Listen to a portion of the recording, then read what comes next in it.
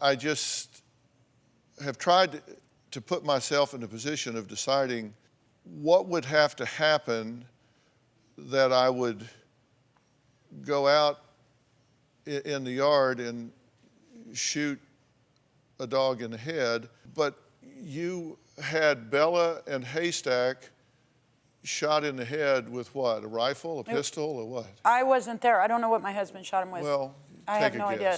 Probably a shotgun. I don't know. Let me explain what happened. They had attacked 2 cats.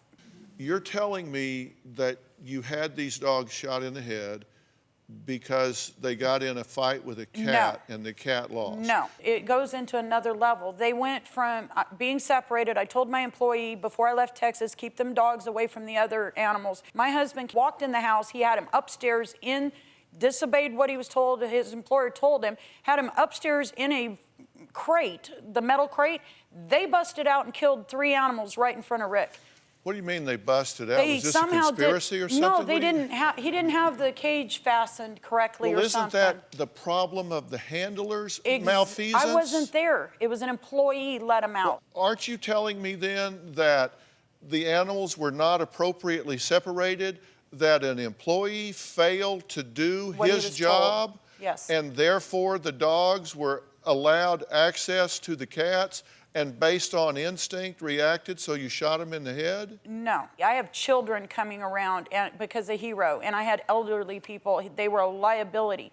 And in Really, it's interesting because we have statements from people that met those dogs and were around those dogs. 2 women who met these dogs emailed us their thoughts. According to Kelly, Vice President of Animal Rescue Assistance Team in Tennessee, said, quote, I spent 10 hours in a van with these dogs, transporting them to her, both in wire crates. Neither showed the least bit of aggression. We had all the dogs in the van together. Additionally, we do not place aggressive animals with a rescue. They go to a specialized trainer.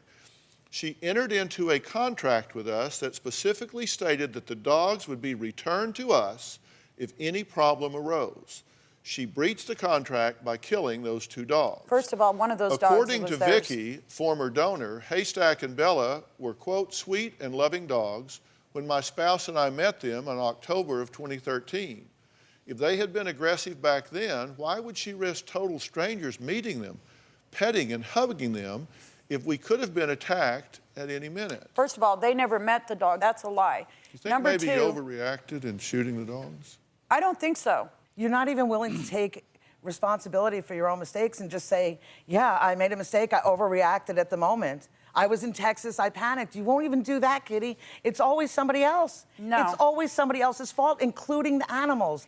I got my hands on Bella's contract. Bella is the small dog, where it states that Kitty agreed to turn over the dog if there was a problem. It says, quote, if you must give up this dog, do you agree to contact our group to assist you in rehoming and or surrender it to us? Kitty wrote in her own hand, yes, and then signed the contract. First of all, I reached out to her. But you did sign the contract? Yes, I did. Because their philosophy is they don't want it to wind up abandoned by the side of the road or put in a kill shelter. No more than I want to. I thought about taking them to the pound, you know, calling animal control because they were vicious. Then I got to thinking that's mean it's cruel how they go in there, the scared, and I worked Beats the hell out of eating a bullet. It's more humane than, have you ever been in a room when they've put an animal down and it doesn't work? I have.